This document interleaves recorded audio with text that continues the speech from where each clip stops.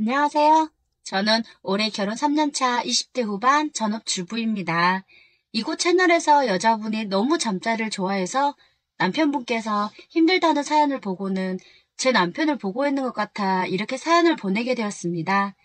저희 남편은 잠자리를 좋아해도 너무 좋아합니다. 어느 정도 좋아하냐면 아이를 절대 낳지 말자고 늘 입에 달고 살 정도예요. 그 이유는 저는 나이 먹기 전에 아이를 빨리 낳고 싶은데 남편이 잠자리를 너무 좋아하기 때문에 제가 임신을 하게 되면 잠자리를 하지 못하니까 아이를 갖기 싫다는 겁니다. 남편은 30대 중반이고 그냥 보통 키에 보통 체격에 겉으로 보기에는 힘도 별로 못 쓰게 생겼는데 정력이 너무너무 강하고 타의 추정을 불허할 정도예요. 그냥 보통 정도에 어느 정도 참고 살 수 있을 정도라면 이런 사연을 쓰지 않겠는데 남편은 정말 정말 상상을 초월할 만큼 정력이 센 사람입니다. 남편은 하루에도 5번 이상 쉬는 날이나 어쩔 때는 7, 8회를 사랑을 나눌 때도 있습니다. 남편은 오로지 잠자리를 하기 위해서 결혼을 한 사람 같았고 저를 너무나 사랑한다고는 하는데 저를 잠자리 대상으로만 여기는 것 같아 참 착잡하기도 합니다. 3년 반 전에 친한 친구의 소개로 남편을 만났는데 첫 인상은 그저 그냥 순진하게 생겼고 제 말을 잘 들을 것 같은 그런 사람 같았어요. 남편은 첫 만남에서 제가 마음에 든다고 했고 자기 이상형이라며 너무나 적극적이었고 그날 저녁 식사를 하고 술을 많이 마신 상태에서 2차로 노래방에 가서도 술을 마셔버려서인지 너무 취해버리고 말았습니다. 그놈의 술 때문에 남편하고 저는 처음 만났음에도 불구하고 잠자리를 하고 말았습니다. 사실은 제가 그때 20대 중반의 나이인데도 남자하고 키스 정도는 해봤지만 솔직히 남자하고 잠을 잡은 적이 없는 수처녀였습니다. 남편은 그때 제가 처녀인 걸 알고 저에게 더 적극적이었으며 저에게 결혼할 때까지는 매일 하루에 한 번씩만 잠자리를 하겠다고 말을 하는 겁니다. 아니, 거의 선포하듯이 말을 했어요. 저는 남자와 처음 잠자리를 가졌기 때문에 남들도 다들 연애를 하면 매일 한 번씩은 하는 줄 알았어요. 제가 엄청 순진한 것이었지요. 나중에 알고 보니 매일 잠자리를 하는 것도 대단히 많이 한다는 것을 알았습니다. 그렇게 결혼하기 전 하루도 빠짐없이 남편의 요구대로 하루에 한 번씩 잠자리를 했어요. 저도 남편의 요구가 싫지는 않았고 그런대로 한 번 정도는 괜찮았기 때문에 그냥 참을만 했어요. 한 번도 거부해보지 않았습니다. 연애 기간 동안 생각해보면 별다른 추억이 생각나는 것은 없고 남편과 매일 잠자리를 한 기억밖에 없습니다. 남편은 삐쩍 마른 사람이 어디서 그런 힘이 나오는지 알다가도 모르는 일이었습니다. 현대판 병강세라고 보셔도 될 것 같아요. 그런데 저는 옥녀가 아니어서 사실은 너무나 힘들었습니다. 한 번의 연애 3개월 차에 남편이 교통사고가 나서 병원에 입원을 하게 되었는데, 와, 드디어 나도 며칠간은 쉴 수 있겠구나. 아싸! 얼마 만에 해방이야. 병원에 입원하면 잠자리 하자는 말도 못하겠지? 아, 쉬는 동안 몸 관리 좀 해야겠어. 하루도 빠짐없이 했더니, 아, 하체가 너무 뻐근하네. 앞으로 못할 테니 병문안 가서 위로라도 조금 해주고 빨리 집에 가서 쉬어야지. 랄랄랄라 하고 병문안을 갔습니다. 그런데 이게 웬일입니까? 굳이 다인실에 써도 될 정도의 사고일 뿐인 건데 남편은 간호사에게 1인실로 달라고 하는 겁니다. 1인실은 비싸니 다인실이나 2, 3인실로 쓰라는 간호사의 말에도 불구하고 굳이 1인실로 하겠다고 하더니 2주간 병원 생활을 하는 동안에도 하루도 빠짐없이 남편은 잠자리를 하고 말았습니다. 그나마 다행인 건 결혼 전에는 약속대로 한 번 이상은 하지 않았고 요구하지도 않더군요. 남편은 저에게 프로포즈를 하면서 하는 말이 그동안 내가 당신을 볼 때마다 너무 하고 싶어서 잠자리를 매일 가졌는데 나한테 맞춰주느라 정말 고생했어. 앞으로 내가 당신 곁에서 더 행복하게 해줄게.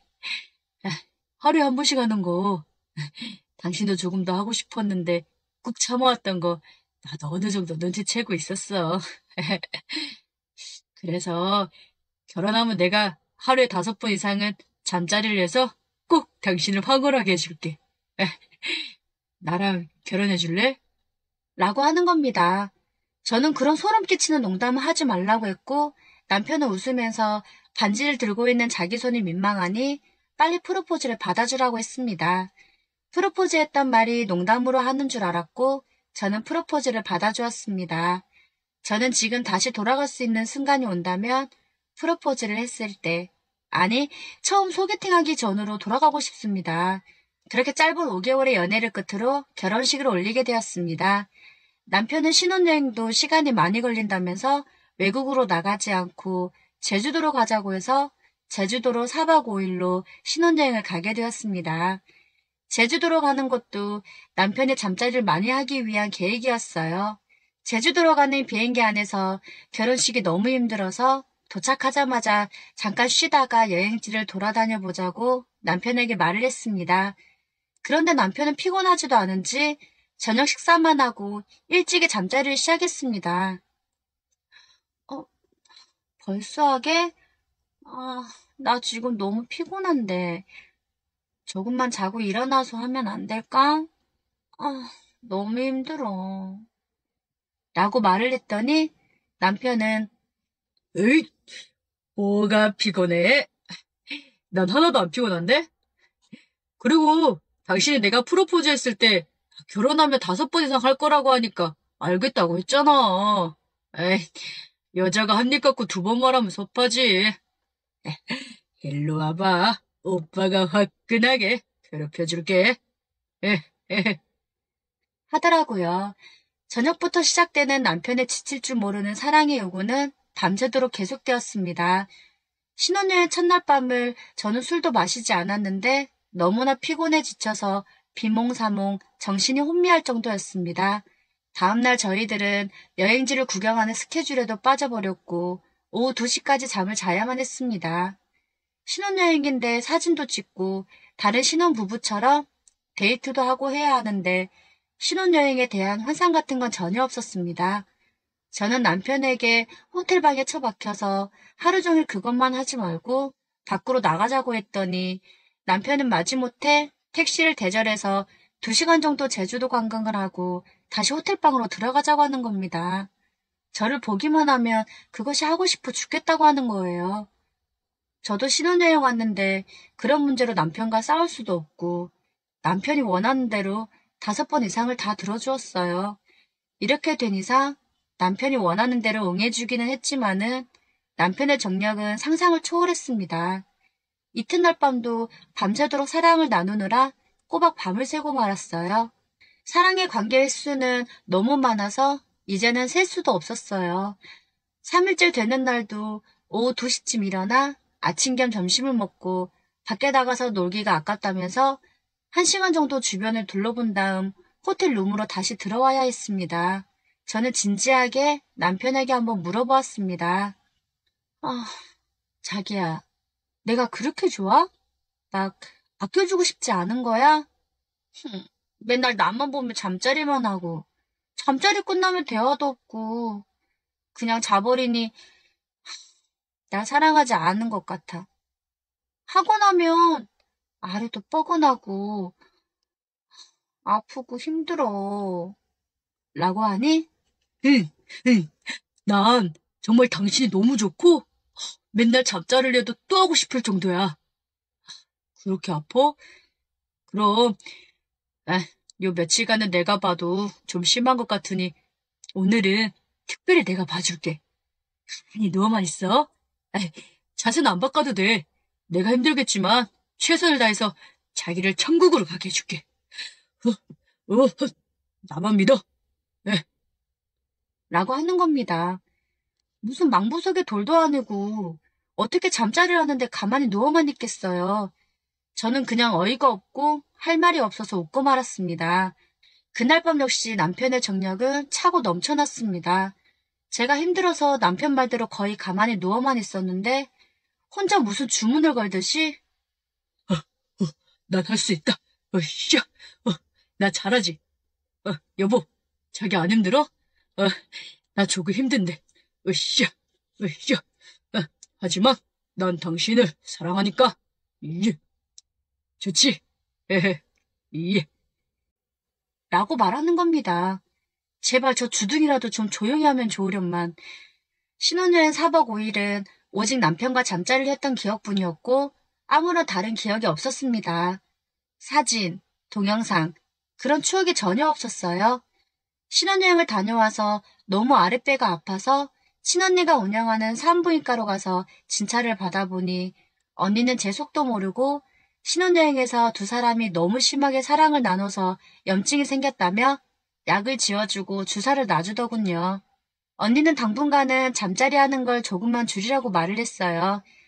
저는 언니한테 사실 박서방이 그것을 너무 밝힌다고 했고 4박 5일 동안 셀 수 없을 정도로 잠자리를 했다고 하니 에이, 너 거짓말 너무 잘한다.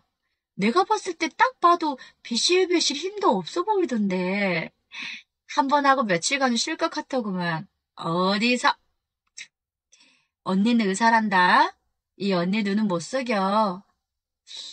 음, 근데 정말로 잠자리 할 때 그렇게 쎄? 많이 한다고? 그래도 걱정 말어. 아무리 센 놈도 한 1년만 지나면 금방 수그러지고 나이 먹으면 남자들은 다 약해지게 돼 있어.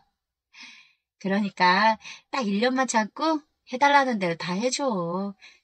나중에 남편한테 제발 한 번만 해달라고 사상하지 말고. 라고 했습니다. 저는 산부인과 언니의 조언을 굳게 믿고 1년이 지나면 남편의 힘이 푹 떨어질 거라고 생각을 했습니다. 저는 그날 남편에게 당신이 너무 심하게 잠자리를 많이 해서 산부인과에 다녀왔다고 하니 웃으면서 그러면 앞으로 횟수를 좀 줄이고 조심히 할 테니 걱정 말어 라고 제 등을 토닥여주는 겁니다. 남편은 약속을 하면서도 어, 근데, 그 약속이 지켜질런지 나도 잘 모르겠어. 하지만, 여보가 그 정도로 아프다고 하니, 내가 노력해볼게. 하며 말을 해주었습니다. 아니나 다를까 남편을 조심하겠다는 그 약속은 거짓이었고 더 적극적으로 달려들었습니다. 남편은 잠자리를 지나치게 좋아하는 것 말고는 단점이 없는 그런 남자였어요. 하는 사업도 잘 되어서 돈도 잘 벌었고 성실했고 너무나 가정적이었으며 또 주변 사람들의 평판도 좋았어요. 오직 저만 사랑해주는 그런 사람이에요. 아까 제가 처음에 말씀드렸지만 남편은 빨리 아이를 갖자는 제 간절한 요구를 당신이 임신하면 당신과 잠자리를 할 수 없다며 아이를 갖기 전에 5년만 더 즐기다가 갖자고 저에게 말을 하는 겁니다. 참 이상하게도 피임도 안 하는데 하루에 몇 번씩 남편과 잠자리를 하는데도 아이가 생기지 않는 겁니다. 저는 아이를 갖기 위해서 피임은 하지도 않고 아이가 생기면 남편의 정력이 약해질 것 같아 남편이 아이를 낳지 말자고 하지만 아이가 생기기를 간절히 기도하고 있습니다. 남편은 회사에 출근하기 전에도 반드시 잠자리를 했고 점심때도 회사에서 먹지 않고 집에 와서 점심을 먹고 저와 잠자리를 갖고 회사로 다시 출근을 합니다. 회사 동료들과 회식을 잘 하지 않고 동창회, 다른 모임도 절대 하지 않는 데다가 회사가 끝나면 저랑 잠자리를 하기 위해 바로 집으로 옵니다. 친언니는 1년 후엔 정력이 분명 약해질 거라고 했는데 그 기간이 지났는데도 웬걸요? 남편의 정력은 더 강해지고만 있습니다. 매일 5번 이상을 하니 저는 매일 전업주부라도 피곤해서 미치겠어요. 그러니 남편이 출근을 하고 나면 점심때까지 잠을 잘 수밖에 없어요. 오전에는 어느 누구하고 약속을 할 수도 없고 만날 수도 없기 때문에 일상생활을 하는데 굉장히 지장이 많습니다. 이제는 걸어 다니기가 힘들 정도예요. 걸음걸이도 이상하고요. 남편은 밤새 그것을 하고 잠을 언제 자는지 잠도 별로 안 자는 것 같은데 피곤하지도 않은가 봐요. 제가 어느 날 남편에게 병원을 한번 가보자고 했더니 남편은 자기는 정상이라고 하며 병원에 가자고 하는 저에게 핀잔을 주더군요. 저는 제 몸이 아프고 피곤할 때는 어디 다른 데라도 가서 할 데가 있으면 하든지 애인이라도 두라고 말을 해봤습니다. 남편은 화를 내며 자기는 다른 여자하고는 하기 싫다고 하며 오직 사랑하는 저하고만 하고 싶다고 하는 겁니다. 진심으로 바람이라도 피웠으면 좋겠어요. 남편이 쉬는 날이면 저는 더 힘들어지고 지칠 수밖에 없습니다. 쉬는 날에는 하루 종일 잠자리를 하거든요. 남편은 친정이나 시댁에 가도 절대 잠을 자지 않고 당일치기로 갔다가 바로 오자고 합니다. 한 번을 친정에서 하룻밤을 자고 올 일이 있었는데 그날 오랜만에 쉬는 날이구나 하고 생각했어요. 하지만 남편은 전화로 불러내서 근처 모텔에서 기어코 잠자리를 하고야 말았습니다. 이제 정신적, 육체적으로 힘들어지는데 그렇다고 남편의 요구를 안 들어줄 수도 없고 남편은 늘 저를 사랑한다고 말을 합니다. 저 역시 남편을 사랑하고 있고요. 정말 더 이상은 참을 수가 없어서 형부가 하는 한의원에서 정력이 사정없이 약해지는 보약을 지어달라고 했더니 형부는 제 말을 듣고 알았다면서 정력이 약해지는 약재만 골라서 이 보약을 먹으면 정력이 툭 떨어질 거라면서 한약을 지어주었습니다. 퇴근하고 온 신랑에게 당신 요즘 밤낮으로 나한테 힘쓰느라 체력이 약해진 것 같아서 내가 특별히 형부한테 녹용이랑 이것저것 몸에 좋은 걸로 넣어달래서 당신 보약 좀 지어왔어. 꼬박꼬박 빠뜨리지 말고 잘 챙겨 먹어. 알았지? 하고 말을 해주었더니 남편은 에헤이, 매일 자주 한다고 나한테 뭐라고 하더니 자기도 은근히 좋아했구나. 거봐, 내가 그럴 줄 알았어. 앞으로 내가 이거 먹고 더 힘내서 자기 기분 좋게 해줄게. 고마워. 하며 한약을 빠지지 않고 잘 챙겨 먹더라고요. 앞으로 잠자리가 조금씩 줄어들 생각을 하니 매일매일 너무 행복하더라고요. 콧노래가 절로 나왔습니다. 그런데 정력이 약해지기는커녕 약발은 전혀 듣지 않았고 어찌된 연문인지 더 힘이 세져 버렸습니다. 남편은 그 한약을 먹고 나니 기운이 불끈불끈 솟는다며 잠자리 시간이 더 길어진 겁니다. 저희 형부에게 형부가 이거 먹이면 정력이 아주 사정없이 뚝뚝 떨어진다고 말했잖아요. 아니 근데 왜 저 사람은 정력이 더 배로 세진 거예요. 게다가 그 잠자리 하는 시간도 더 길어져서 죽겠단 말이에요. 그 약 잘못 지어주신 거 아니에요? 하니 형부는 이상하네. 아니, 그 다른 사람은 반 이상 떨어지다 못해. 아니, 그 정도 약이면, 아니, 그게 잠자리를 안 하고 싶어 해야 하는 게 맞는데. 참 특이한 체질이네. 정말, 처제 말대로 변강세가 맞기는 맞네. 대단해. 나는 하는사라도 벌써 힘이 떨어져서, 한 달에 몇 번 할까 말까 하는데, 부럽기도 하네. 라고 말을 하는 겁니다. 남들은 잠자리를 남자가 너무 많이 하면 정력이 갈수록 약해진다고 하던데 저희 남편은 왜 갈수록 더 세져만 가니 답답하고 미치고 환장을 노르십니다. 여러분들 중에는 제가 부럽다고 하시겠지만 천만의 말씀이에요. 정말 힘들고 아픈데 그렇다고 이혼할 수도 없고 이런 것이 이혼 사유가 되지 않겠지만요. 이 사연을 쓰고 있는데도 남편은 저를 음흉한 눈빛으로 쳐다보고 있어요. 하루에 5번 이상 매일매일 해보시면 제 속을 아실 거예요. 너무 많이 해요. 하루에 한 번으로 줄이는 방법이 없을까요? 남편 정력이 약해지는 방법이 있으면 댓글로 좀 제발 알려주세요. 남편은 왜 이러는 걸까요? 며칠 전에는 남편에게 진지하게 대화를 나눴습니다. 여보, 나 정말 당신이랑 잠자리 갖는 거 하루에 5번은 너무 힘들고 죽겠어. 연애 때처럼 하루에 한 번만 해주면 안 될까? 너무 아파. 이젠 화장실 갈 때마다 막 쓰려. 간곡하게 정말 눈물을 흘리면서 부탁을 했습니다. 남편은 제 눈물을 보고는 너무 많이 해서 미안하다고 하며 그러면 오늘부터 딱 한 번씩만 할게 라고 손가락을 걸며 약속을 해주었습니다. 저는 그 약속을 굳게 믿었지만 믿은 제가 바보였습니다. 일주일이 안 가더군요. 딱 일주일 뿐이었어요. 그 일주일 동안은 남편이 밖으로 나가서 하고 오는 줄 알고는 있었어요. 동네 사람들이 저에게 말하기를 남편이 동네에서 그걸 하는 이발소라고 소문이 난 곳에서 나오는 걸 여러 번 봤다는 겁니다. 저는 남편이 이발소에서 그걸 하고 와도 전혀 개의치 않았습니다. 오히려 제 마음은 편했거든요. 일주일이 지나니 다시 하루에 여러 번 하는 남편으로 돌아왔습니다. 이제는 남편이 잠자리를 좋아하는 애인이라도 생겼으면 좋겠다는 생각을 해보았습니다. 남편과 같이 그것을 좋아하는 여자가 어딘가 분명 있을 텐데 그렇게 같이 속궁합이 잘 맞는 사람과 살면 좋을 것 같은 생각이 들어요. 제가 짐승도 아니고 이젠 너무 힘들어서 더는 남편의 요구를 들어줄 수가 없을 것 같아요. 이혼을 할까요? 이혼 사유는 되긴 할까요? 저는 남편이 잠자리를 좋아하니 세상 남자들이 다 잠자리를 좋아하는 것처럼 보이기도 해요. 지금까지 두서없이 글을 읽어주셔서 감사해요. 정령을 떨어뜨리거나 저와 잠자리를 안 하고 싶을 정도의 팁이 있다면 꼭 댓글로 알려주세요. 저 좀 살려주세요.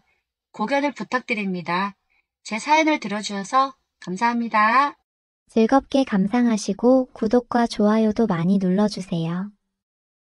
그럼 사연 시작해 볼까요? 오늘 털어놓고 싶은 이야기는 엄마 친구 아줌마와 있었던 일인데요. 지금도 아줌마와의 연애는 계속되고 있어요. 이 아줌마를 유정이 아줌마라고 부를게요. 유정이 아줌마는 정말로 화끈하고 쿨한 아줌마예요. 우리의 관계는 아줌마가 저를 먼저 꼬시면서 시작되었는데요. 아줌마도 젊은 저랑 데이트를 해서 좋다고 하고요. 저도 아줌마 덕분에 원 없이 그걸 할 수 있어서 우리는 누이 좋고 매부 좋은 관계인 셈이죠. 정말로 이 아줌마 덕분에 저는 여자 생각이 별로 나지를 않아요. 제가 어리다 보니 이 아줌마가 저에게는 처음으로 진하게 만나게 된 여자인 셈인데요. 아줌마랑 이것저것 해볼 수 있는 건 다 해보고 있어요. 자기랑 연애하면서 기술이 엄청 늘어간다고 아줌마는 제가 나중에 결혼하게 되면 와이프에게 사랑받는 남자가 될 거래요. 제가 생각해도 잠자리 기술이 많이 좋아진 것 같기는 해요. 요새는 아줌마가 저랑 사랑을 나누고 나면 정말로 흡족해 하거든요. 이 일이 어떻게 시작된 건지 제 이야기 들려드릴게요. 저는 25살 직장인이에요.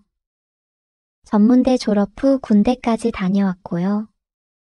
지금은 취업을 한 지 딱 1년 정도 되었네요. 제가 일하는 곳은 인천이에요. 원래 부모님이랑 어렸을 때부터 인천에 살았는데 제가 고등학교 시절 아버지 일이 잘 풀리면서 저희 집은 서울로 이사를 하게 되었어요. 그런데 제가 취업을 하게 되면서 우연치 않게 저만 다시 인천으로 돌아오게 되었네요. 취업을 한 회사가 하필이면 예전에 살던 인천 그 동네 부근에 있거든요. 서울에서 인천까지 출퇴근을 하기에는 너무 힘이 드니 회사 근처에 방을 얻어서 지내려고 했는데요. 인천에서 오래 살았기 때문에 엄마는 그곳에 아는 친구분들이 여럿 있었죠. 엄마 덕분에 한 아줌마 집으로 아주 저렴하게 월세를 얻어서 들어가게 되었어요. 바로 유정이 아줌마네 빌라로 말이죠. 유정이 아줌마는 인천 토박이인데요. 부모님께 빌라를 하나 상속받아서 거기서 나오는 월세로 먹고 산다고 했어요. 엄마는 유정이 아줌마에게 연락을 해서 월세를 싸게 달라고 부탁을 했고요. 유정이 아줌마는 안 그래도 경기가 안 좋아서 비어있는 방이 있다면서 시세보다 훨씬 저렴한 수준으로 저에게 원룸을 하나 내주었어요. 제가 어렸을 때 유정이 아줌마를 몇 번 보기는 했는데요. 이 일이 생기기 전까지는 그냥 엄마 친구분이신가 보다 했죠. 이사를 하기로 한 당일 유정이 아줌마네 빌라에서 아줌마를 다시 만나게 되었어요. 저보고 많이 커서 못 알아보겠다면서 아줌마는 반가운 내색을 했고요. 저도 싸게 방을 임대해 주셔서 고맙다고 90도로 인사를 꾸벅하고 드렸어요. 엄마랑 동갑이라는 유정이 아줌마는 제가 보기에도 얼굴에 새끼가 좀 흐르는 듯 했어요. 입술 옆에 있는 작은 점 하나가 더욱 아줌마를 야하게 보이게 만드는 것 같았죠. 늘 진한 붉은색 계열의 립스틱을 바르고 있었는데 약간 여우 같은 느낌이었죠. 아무튼 아줌마는 제가 이사를 들어가는 날부터 신경을 많이 써줬어요. 집안 청소하는 것도 도와줬고 정수기 설치하는 것까지도 신경을 써줬죠. 짐을 나르느라 더워서 반팔에 반바지만 입고 정리를 하고 있었는데요. 아줌마는 짐 정리를 도와주면서 저를 힐끗힐끗 쳐다보는 것 같았어요. 그러더니 운동하냐면서 제 팔뚝이 자기 허벅지만큼 두껍다고 은근히 제 팔을 만지기도 했죠.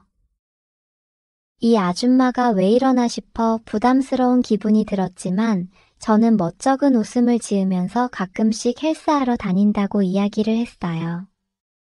아마 유정이 아줌마는 그때부터 저를 어떻게 해보려고 마음을 먹지 않았나 싶어요. 아무튼 그렇게 이사를 하고 며칠 지나지도 않은 무렵이었는데요. 퇴근하고 돌아왔을 때 빌라 앞에서 아줌마를 마주치게 되었어요. 아줌마는 저녁 안 먹었으면 자기 집에 가서 같이 먹자고 이야기를 했죠. 마침 삼겹살 사다 둔 게 있다면서 삼겹살에 소주 한잔 하자고 했어요. 저도 자취하다 보니 고기 먹을 일이 별로 없잖아요. 아줌마가 삼겹살에 소주를 준다고 하니 이게 무슨 횡재인가 싶어서 아줌마네 집으로 올라갔죠. 아줌마는 편하게 먹는 게 좋다면서 거실 바닥에 삼겹살을 구워 먹을 수 있게 작은 상을 펼쳤어요. 저는 얻어먹는 입장이니 넉살 좋게 제가 고기를 굽겠다고 하고는 집게를 들었죠. 아줌마는 젊은 총각이 구워주는 고기라서 더 맛있겠다면서 약간은 경박한 웃음소리를 내면서 웃었어요. 저는 고기를 맛있게 구워서는 아줌마가 드시기 좋게 잘 익은 놈으로 접시에다 놓아드리기도 했죠. 아줌마는 저보고 매너 있고 센스 넘친다면서 제가 마음에 든다고 살짝 저를 헷갈리게 하는 농담을 하기도 했어요. 아줌마가 약간 짓궂고 선 넘는 농담을 좋아하시는구나 생각만 했고요. 아무렴 어떤가요?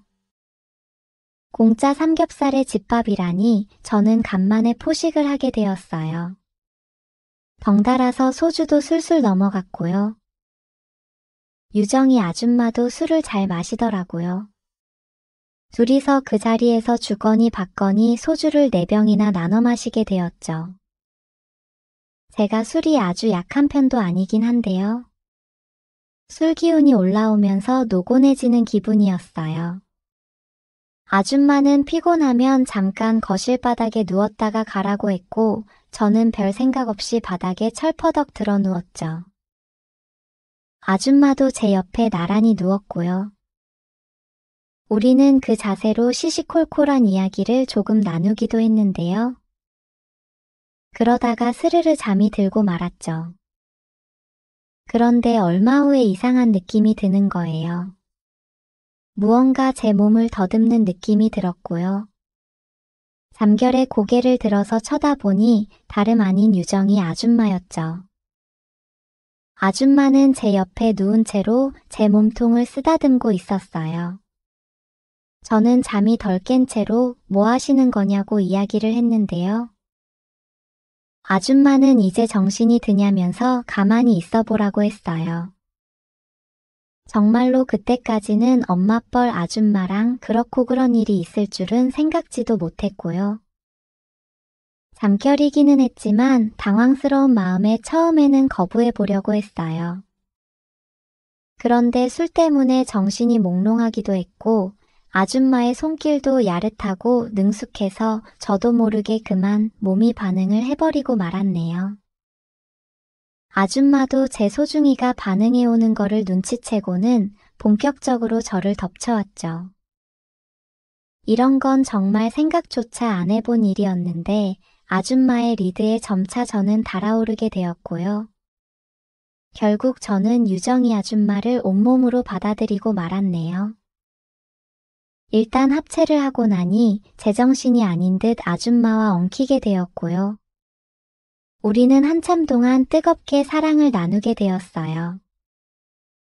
아줌마는 연애를 마치고 나서는 거친 숨을 몰아쉬는 저를 토닥이면서 역시 젊은 남자라서 다르다고 만족스러운 표정을 지었죠. 관계를 마치고 나서는 약간 민망하고 황당한 생각이 들기 시작했어요. 저는 주섬주섬 옷을 대충 주워 입고는 도망치듯이 제 원룸으로 내려가려고 했는데요. 아줌마는 허둥대는 제가 재밌다는 듯 힘쓰느라 고생했다고 또 보자면서 제 엉덩이를 톡 때리기도 했죠. 제 방으로 돌아와서는 오만 가지 생각이 다 들더라고요. 아직도 제 몸 곳곳에는 아줌마의 살결이 닿았던 느낌이 생생하게 남아 있었어요. 아줌마 화장품 냄새도 제 몸 곳곳에 배어 있는 듯 했고요. 너무 급작스럽게 벌어진 일이라 당황스럽기는 했지만 잠시 숨을 돌리고 생각해보니 아줌마하고의 데이트는 꽤나 만족스럽게 느껴졌죠. 예전에 만났던 여친하고 잠자리를 해본 일이 있기는 했지만 아줌마는 역시 다르더라고요. 저는 그렇게 유정이 아줌마 덕분에 여자를 제대로 알아버리게 되었어요. 아무튼 그날은 어리둥절한 기분으로 뒤척이다가 잠이 들고 말았네요. 그리고 다음 날이 되었죠. 회사에 나가서 일을 하면서도 머릿속으로는 온통 어제 일에 대한 생각뿐이었어요. 아줌마랑 관계를 했다는 야릇한 생각에는 기분이 달아오르기도 했고요. 한편으로는 이 일이 엄마 귀에 들어가면 어쩌나 걱정이 되기도 했어요. 그렇게 저녁에 퇴근하고 집에 돌아왔는데요. 아줌마를 만나서 어제 일에 대해서 이야기를 조금 해보고 싶었어요. 그래서 3층 아줌마네 집으로 올라가서 벨을 눌렀죠. 아줌마는 저를 보더니 야릇한 웃음을 지으면서 이제는 제 발로 찾아오는 거냐고 물었죠. 저는 그런 게 아니라 어제 일에 대해서 얘기를 조금 했으면 한다고 했어요. 그렇게 저는 다시 아줌마의 거실로 들어갔고요. 어제 저기서 정신줄을 놓고 아줌마랑 뒹굴었다는 생각이 들자 저도 모르게 얼굴이 달아오르기 시작했죠. 저는 마음을 가라앉히고 어제 일에 대해서 제 생각을 꺼내놓기 시작했어요. 엄마 친구분이셔서 당황스럽고 어제 일을 어떻게 받아들여야 할지 모르겠다고 말을 했죠. 어제 일이 약간 당황스럽다는 제 이야기에 아줌마는 다 큰 성인들끼리 데이트한 게 뭐가 문제냐고 했어요. 강제로 한 것도 아니고 서로 좋았으면 된 거 아니냐고 했고요. 듣고 보니 맞는 말이기는 했어요. 아줌마는 그렇게 말문이 막혀있는 저에게 다가와서는 오늘도 데이트하는 거 어떠냐고 제 팔을 쓰다듬으면서 저를 자극하기 시작했죠. 저는 이러시면 안 되는 거 아니냐고 엄마가 이 일을 알기라도 하는 날에는 어쩌실 거냐고 이야기를 했는데요.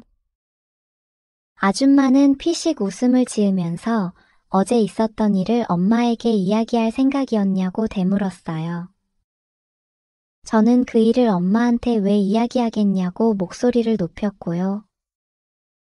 아줌마는 그럼 자기도 이야기할 생각이 없으니 된 거 아니냐면서 저를 안방으로 이끌었어요. 저는 사실 속으로는 웬 떡인가 하는 생각에 좋기는 했지만 그래도 마지막으로 한 번 더 이야기를 했어요. 아주머니는 엄마 친구분이신데 이러면 안 되는 거 아니냐고요. 지난번 일이야 술 먹고 실수한 거라고 할 수 있지만 맨정신에 이러는 건 조금 아닌 것 같다고 이야기를 했죠. 그랬더니 아줌마는 기가 찬다는 듯이 웃으면서 그러더라고요. 지난번에는 너도 좋아서 흥분해서 해놓고는 오늘은 왜 아닌 척을 하냐고 말이죠. 그렇게 아줌마는 저에게 또 관계를 요구했고요. 결국 저는 못 이기는 척 유정이 아줌마와 또 사랑을 나누게 되었네요. 그리고 그날은 아예 아줌마네 집에서 하룻밤을 자게 되었어요. 한 번 관계를 한 사이여서 그랬는지 그날 아줌마는 계속 저를 보채왔고요. 2번인가 진하게 사랑을 나누고 나니 힘이 딸려서 3번은 못하겠더라고요. 아줌마도 제 팔을 베고 누워서는 제 가슴팍을 토닥이면서 수고했다고 이야기를 했어요. 본인도 젊은 저를 이틀 연속으로 받아주려니 이제 온몸에 힘이 쭉 빠진다고요. 그렇게 우리는 지쳐 쓰러져 잠이 들었는데요. 유정이 아줌마는 지치지도 않았는지 다음날 아침에 한 번 더 관계를 요구해 오기까지 했죠. 그렇게 다음날 아침에도 진하게 아줌마와 사랑을 나누고는 출근을 하게 되었어요. 이틀 연속으로 힘을 너무 많이 써서 그랬는지 회사에 출근해서 일하는데 내내 졸음이 몰려오더라고요. 그러면서도 일하는 내내 아줌마와의 일이 머릿속에서 떠나지를 않았어요. 이제 저는 20대 중반인데 50대 아줌마랑 무슨 일을 벌인 건지 생각을 하니 현타가 오기도 했고요. 그러면서도 아줌마하고 밤새 연애를 했던 걸 생각하면 다시 피가 끓으면서 달아오르는 기분이 들기도 했어요.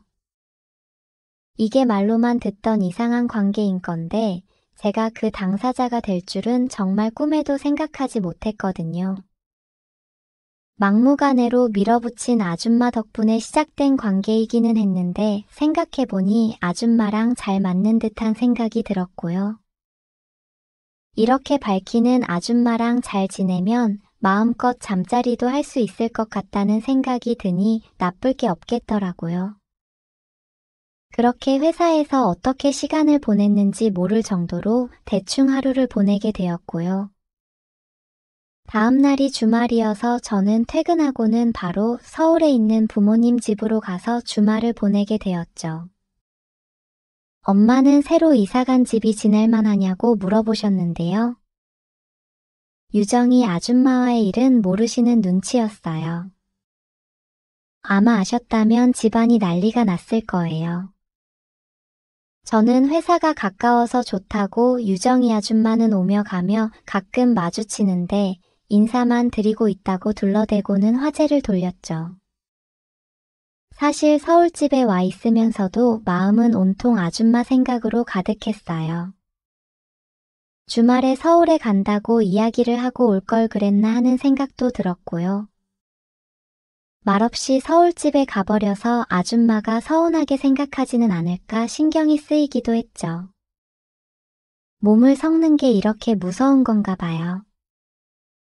아줌마를 제대로 알게 된 지 며칠이나 됐다고 종일 아줌마 생각이 머리에서 떠나지를 않았죠. 그렇게 주말을 대강 보내고는 일요일 밤 늦게 다시 인천 집으로 돌아가게 되었어요. 빌라 앞에서 올려다봤는데 아줌마 집에는 불이 켜져 있지 않았죠. 아줌마가 어디 외출이라도 한 건가 생각을 하고는 저는 제 방으로 들어갔고요. 침대에 벌렁 누워서는 휴대폰으로 게임을 하고 있었는데요. 시간이 조금 지났을 때 밖에서 누가 노크하는 소리가 들렸고요. 나가보니 아줌마였어요. 아줌마는 주말에 집에 갔다 왔냐면서 제 방으로 불쑥 들어왔죠. 아줌마에게서는 술 냄새가 조금 났어요. 그렇다고 많이 취한 것 같지는 않았고요. 간만에 동네 아는 아줌마들 만나서 술 한잔 했다면서 아줌마는 저를 끌어안고 뺨에다 뽀뽀를 해댔죠. 변함없이 저에게 들이대는 아줌마를 보니 조금 안도가 되기도 하면서 살짝 흥분이 되기 시작했죠. 저는 아줌마의 옷을 벗겨드리고는 번쩍 안아서 침대에 눕혀드렸어요. 그리고는 아줌마 옆에 누워서 천천히 사랑을 나누기 시작했죠.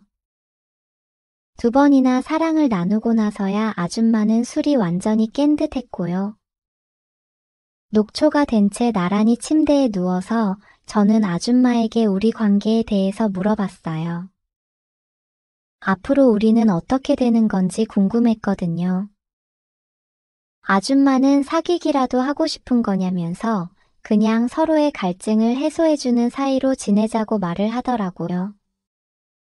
사귀게 되고 서로에게 집착하는 거는 이미 다른 남자들하고 다 해봐서 그런 거에는 아무런 미련이 남아있지 않다면서요. 그리고 그런 관계가 저에게도 부담 없고 좋지 않겠냐고 말을 했고요. 듣고 보니 맞는 말이었고 저도 아줌마랑 가볍게 즐기는 연애만 할 수 있으니 부담이 안 느껴져서 좋았죠. 세상 쿨한 유정이 아줌마는 그 이야기를 하고는 먼저 잠들어 버렸고요. 저 역시도 갑작스레 나타나서 저를 즐겁게 해주는 아줌마를 한참 바라보다가 잠이 들었어요. 그 이후로 유정이 아줌마하고는 서로 시간이 맞을 때면 쿨하게 즐기는 사이로 지내고 있어요. 아줌마는 아직은 젊은 혈기로만 밀어붙이는 저를 많이 가르쳐주고 있는데요. 유정이 아줌마는 아주 능숙한 조교이자 파트너인 셈이죠. 그래서 그런지 아줌마랑 처음 연애를 시작할 때보다 많은 발전이 있었던 것 같아요. 예전에는 주로 아줌마가 리드를 했는데 요즘은 저와 사랑을 나눌 때면 아줌마가 정신을 못 차릴 때도 많거든요. 아줌마랑 이런 관계로 지낸 지도 벌써 1년이 다 되어가요. 요즘에도 일주일에 2번 이상은 아줌마랑 밤을 같이 보내고 있어요. 워낙 동네에 보는 눈이 많은 관계로 우리는 밖에서 데이트를 하거나 하지는 않아요. 그냥 아줌마가 해주는 저녁을 종종 함께 먹거나 아니면 집에서 함께 술을 마시는 정도이죠. 유정이 아줌마도 그 정도의 관계를 원하고 있으니 저에게는 더할 나위 없이 좋은 것 같아요. 아줌마는 저보고 여자친구를 사귈 일이 있으면 자기는 신경 쓰지 말고 사귀라고도 해요. 대신 일주일에 1번 이상은 자기를 만족시켜주는 건 잊지 말라고 하더라고요. 이런 고마운 사람을 살면서 또 만날 수 있을지 모르겠네요. 유정이 아줌마에게 배운 온갖 노하우들을 앞으로 사귀게 될 여자친구에게 써먹어 보고 싶네요. 사연 들어주셔서 고맙습니다. 3년 전이었다. 신규 오픈한 식당에 처음 들어섰을 때 나는 순간적으로 발걸음을 멈추고 말았다. 눈앞에 펼쳐진 광경이 예상과는 전혀 달랐기 때문이다. 식당 주인 아줌마의 모습이 너무도 세련되고 아름다워서 나는 본능적으로 눈을 크게 뜨고 그녀를 바라보았다. 식당 아줌마가 왜 이렇게 예쁜 거야? 무심결에 혼잣말이 새어나왔다. 반쯤 넋을 놓고 그녀를 바라보다가 나도 모르게 침을 흘릴 뻔했다. 초코브라운으로 염색한 머리칼 끝에는 우아한 웨이브가 흐르고 있었고 그녀는 밝고 화사한 노란색 셔츠에 짧아 보이는 스커트를 입고 있었다. 그 위로 두른 앞치마마저 스타일리시하게 보일 정도로 그녀의 분위기는 남달랐다. 단순한 식당 주인의 모습이라기보다는 마치 감각적인 패션을 지닌 누군가를 마주한 듯한 느낌이었다. 그녀가 만든 떡볶이 또한 일품이었다. 쫀득한 떡과 달콤하면서도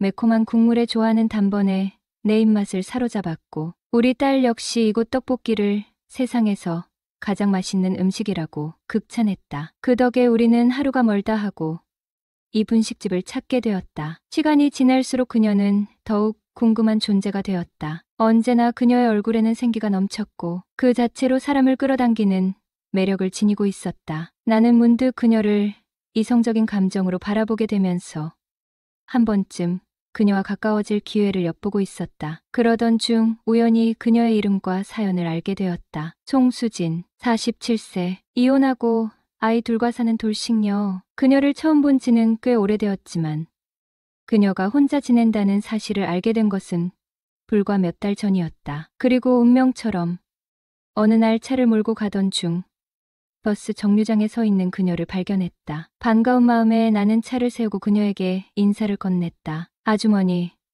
이 시간에 가게 안 보시고 어디 가세요? 그녀는 나를 보고 놀란 듯 미소 지었다. 어머, 은옥 아빠. 오늘은 휴일이라 친구들 만나러 가려고요. 아, 그러세요? 어디까지 가시는데요? 명동 쪽이요. 저도 그쪽인데 가는 길에 태워다 드릴게요. 아니에요. 괜찮아요. 아주머니가 저한테 이러시면 섭섭한데요. 괜히 패 끼칠까봐 그러죠. 하루 이틀 본 사이도 아닌데 너무 내외하시는 것 같아 더 어색해요. 그녀는 망설이다가 못 이기는 척 조수석에 올라탔다. 사실 내 목적지는 명동과 정반대 방향이었지만 그녀와 조금이라도 함께 시간을 보내고 싶어 차를 몰았다. 날씨가 무척 덥네요. 그러게요. 조금만 움직여도 땀이 나요. 나는 길가에 차를 세우고 편의점에서 시원한 음료수를 사 그녀에게 건넸다. 아니, 태워다 주시는 것도 고마운데 음료수까지 사주시면 제가 너무 미안해지잖아요. 그럼 미안한 만큼 나중에 갚으시면 되죠. 뭘로 갚아야 할까요? 데이트 한번 해주세요. 그녀는 웃으며 고개를 저었다. 데이트라니. 은옥 아빠랑 나랑 나이 차이가 얼만데요. 아주머니는 여전히 젊어 보이세요. 농담이라도 고마워요. 하지만 청춘은 이미 지나가 버렸어요. 그런 말씀 마세요. 요즘 아주머니 또래분들이 얼마나 활발하게 생활하는데요. 그건 전문직 여성들 이야기죠. 난 그냥 평범한 아줌마예요. 늙긴요? 밖에 나가시면 총각들이 프로포즈 하겠어요. 그녀는 웃으며 장난스럽게 물었다. 혹시 은옥 아빠 눈에 내가 여자로 보여요? 그럼요. 얼마나 포근하고 매력적인데요. 호호. 장난도 참. 은옥 아빠는 젊은 아가씨들이 더 좋지 않아요? 젊은 아가씨들은 여자로 안 보여요. 오히려 연륜이 있는 여성이 좋아요. 그녀는 놀란 듯 나를 바라보았다. 별난 취향이네요. 젊은 아가씨들과 연애해보고 싶지 않아요? 요즘 누가 애 딸린 호라비를 좋아하겠어요. 신문에서 보니까 기혼 남성들도 애인이 있는 경우가 많다던데 전 그런데 관심 없어요. 오히려 요즘은 미시족들이 더 인기라던데요. 아주머니도 혹시? 그녀는 피식 웃었다. 난 아니에요. 하지만 주변에 그런 사람들 꽤 있죠. 아주머니 외로우세요? 그런 이야기 하시는 거 보니까. 왜요? 외롭다면 은옥 아빠가 애인이라도 소개시켜 줄 건가요? 하하. 원하시면 젊은 남자 하나 소개해 드릴까요? 호호. 장난도. 그런데 요즘은 사는 게 조금 재미없긴 하네요. 그럼 아주머니한테 젊은 남자를 애인으로 소개해 드릴까요? 젊은 남자가 좋긴 하지만 현실적으로 어려운 일이죠. 그럼 우리 서로 소개해 주는 건 어때요? 저는 아주머니께 친구를, 아주머니는 저한테 젊은 여성분을. 그녀는 장난스럽게 웃으며 말했다. 재밌긴 하겠지만 다른 사람들이 알면 미쳤다고 하겠어요. 하하. 그럼 아주머니, 제가 아주머니 애인해 드릴까요? 어머, 은옥 아빠처럼 젊고 멋진 남자가 애인이면 좋긴 하지만 부담스럽죠. 부담 가질 필요 없어요. 심심할 때 서로 불러서 이야기하는 친구 같은 애인이면 되잖아요. 정말 그럴까요? 호호. 은옥 아빠랑 이렇게 농담하니 시간 가는 줄 모르겠네요. 어느새 명동에 도착했다. 그녀는 내리면서 장난스럽게 말했다. 그럼 우리 서방님, 앞으로 심심할 때 연락하세요. 네. 아주머니도요.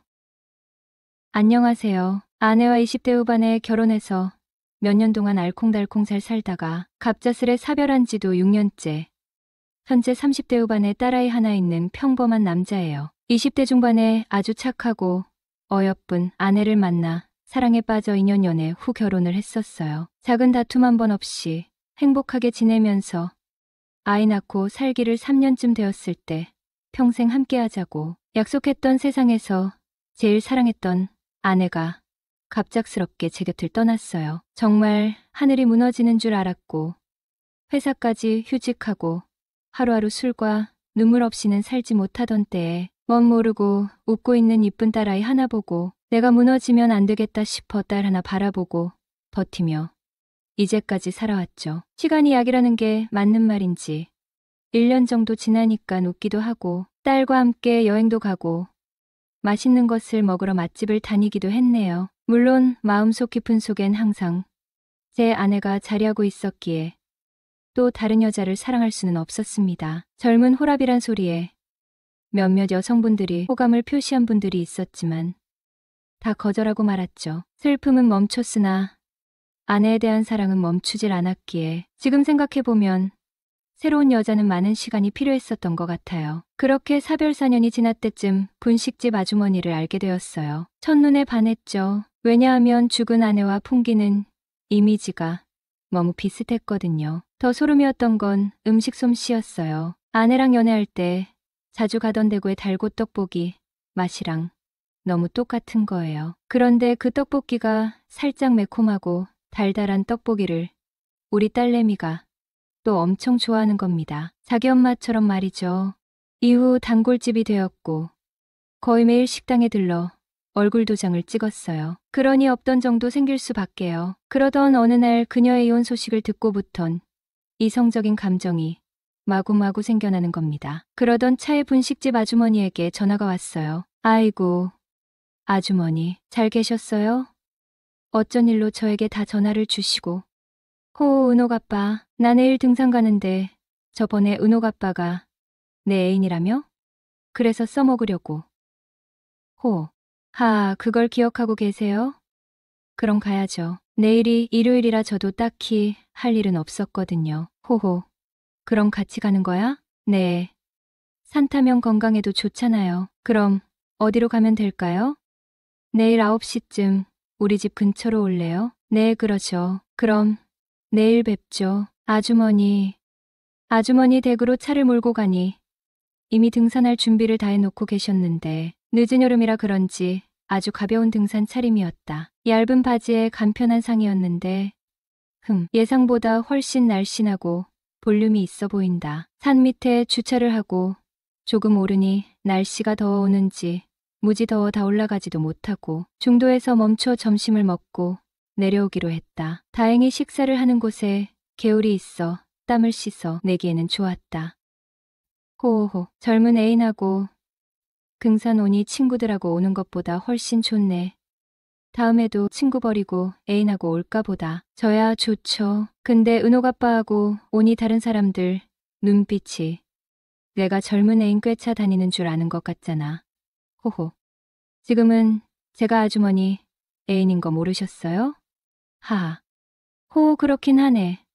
그려요. 집까지 바래다 주고 저녁 얻어먹고 너무나도 자연스럽게 연인 사이가 되었죠. 같은 아파트에 살면서 그녀가 손수 차려주는 따뜻한 밥상을 매일 마주하다 보니 어느덧 마음 깊이 정이 스며들었습니다. 중년의 나이에 호라비가 홀로 사는 여인의 집을 드나드는 모습은 아무래도 주변의 시선을 의식하게 만들었죠. 둘이 그렇고 그런 사이라는 소문이 났어요. 오랫동안 이 동네에 거주해 온 터라 웬만한 분들은 이미 저희 두 사람의 관계를 짐작하고 있는 듯했어요. 이런 상황에서 관계를 지속할 바에는 오히려 결혼이라는 결실을 맺는 것이 자연스러운 수순처럼 느껴졌습니다. 1년이 넘는 시간 동안 서로의 진심을 확인했고 제 딸아이마저 그녀를 진심으로 따르기에 결혼은 긍정적인 방향으로 흘러갔어요. 부모님께서는 그녀의 나이와 식당에서 일하는 분이라는 점 때문에 처음에는 반대가 적지 않았어요. 하지만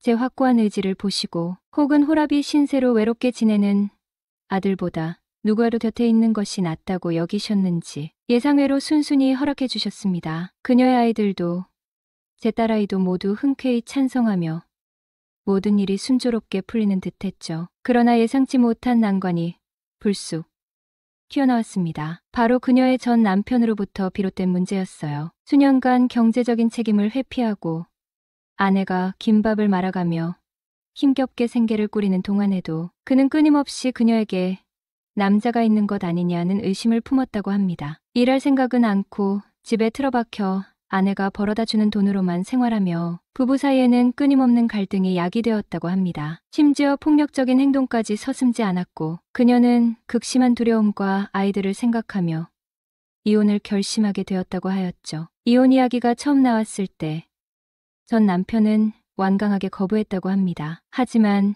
친정 식구들의 도움, 가정 폭력으로 인한 경찰의 개입, 몸 곳곳에 남은 자국에 대한 병원 진단서, 그리고 변호사의 법적 조력까지 더해진 후에야 겨우 이혼이 성사될 수 있었습니다. 이혼 과정에서 전 남편은 아이들을 양육할 능력도, 양육비를 보탤 여력도 없다며 아이들의 양육을 그녀에게 전적으로 맡기고 떠났다고 합니다. 그런데 저희 결혼 소식을 아이들을 통해 전해 들었는지 평소에는 연락조차 없던 전 남편에게서 갑작스럽게 연락이 잦아지기 시작했어요. 이전과는 완전히 다른 태도로 말이죠. 아이들과 제주도 여행을 가자는 둥, 아이들에게 아빠의 존재가 필요하지 않겠냐는 둥, 심지어 그녀에게 몰라보게 예뻐졌네. 완전히 딴 사람 같아. 진작 이렇게 꾸미고 다녔으면 이혼도 안 했을 텐데. 라는 아첨 섞인 말을 건네기도 했습니다. 주말에는 오랜만에 가족 외식을 하자며 아이들을 핑계 삼아 계속해서 그녀와의 만남을 시도했고요. 지난주에는 불쑥 아이들이 보고 싶다며 집으로 찾아와 치킨과 피자를 시켜 먹고는 늦었으니 하룻밤 묵고 가겠다는 뻔뻔한 요구까지 했다고 합니다. 기가 막힌 그녀는 이혼한 남남인데 왜 이러냐며 강하게 항의했고 결국 거센 언쟁이 오갔다고 합니다. 전 남편은 뜻대로 되지 않자 격분하며 그녀에게 고함을 질렀다고 합니다. 너 재혼할 거면 애들은 내가 키울 거야. 더욱 황당한 것은 지금이라도 아빠 노릇, 남편 노릇 제대로 할 테니 다시 합치는 게 어떻겠냐. 아이들을 생각해서라도 라고 뻔뻔하게 제안했다는 것입니다. 기가 찰 노릇인 그녀가 지금 와서 무슨 말도 안 되는 소리냐고 일축하자 전 남편은 알겠다며 아이들을 데려가겠다고 으름장을 놓고 가버렸다고 합니다. 결국 그녀의 전 남편 때문에 결혼까지 순탄치 않을 것 같다는 불안감이 엄습해옵니다. 이제 와서 아이들을 빌미로 그녀를 흔들고 아이들의 양육권을 운운하는 전 남편의 속셈은 뻔해 보입니다. 저와 그녀의 행복을 방해하려는 심산일까요? 아니면 정말 뒤늦게 후회라도 하는 걸까요? 어떻게든 이 문제를 해결하고 그녀와 행복한 가정을 꾸리고 싶지만 앞으로 닥쳐올 파란을 생각하니 마음이 무겁기만 하였죠. 하지만 전 남편의 방해는 두 사람의 결속력을 더욱 단단하게 만들었어요. 그녀는 단호하게 전 남편에게 선을 그었고 저는 든든하게 그녀의 옆을 지켰죠. 다음 날 우리는 변호사를 찾아 법적인 자문도 구했어요. 현재의 협박과 스토킹에 가까운 행태는 충분히 법적으로 문제 삼을 수 있다는 답변을 들었고 만약 도를 넘는 행동을 계속할 경우 법적 조치를 취할 것이라는 뜻을 분명히 하였죠. 더 이상 흔들리지 않는 그녀의 모습에 전 남편도 점차 포기하는 기색을 보였어요. 아이들을 핑계로 연락하는 횟수도 줄어들었고 어느샌가 조용히 두 사람의 삶에서 멀어져 갔습니다. 결혼 준비는 순조롭게 진행되었어요. 양가 부모님은 다시 시작하는 두 사람을 따뜻하게 응원해 주었고 아이들은 새로운 가족이 생기는 기쁨에 들떠했습니다. 소박하지만 진심이 가득한 결혼식 날 환하게 웃는 그녀의 얼굴은 세상에서 가장 아름다웠습니다. 함께 차리는 아침 밥상, 아이들의 웃음소리가 끊이지 않는 저녁 식탁, 주말이면 함께 떠나는 여행, 소소하지만 따뜻한 행복이 매일 두 사람의 가슴을 채워주었습니다. 힘든 시간을 겪었지만 결국 사랑과 믿음으로 모든 어려움을 이겨내고 진정한 행복을 찾아낸 당신과 그녀. 이제 두 사람은 새로운 시작을 앞두고 더욱 단단하고 행복한 가정을 만들어갈 것을 의심치 않았습니다. 사람들은 과거에서 배우지만 과거 속에 살지는 않는다.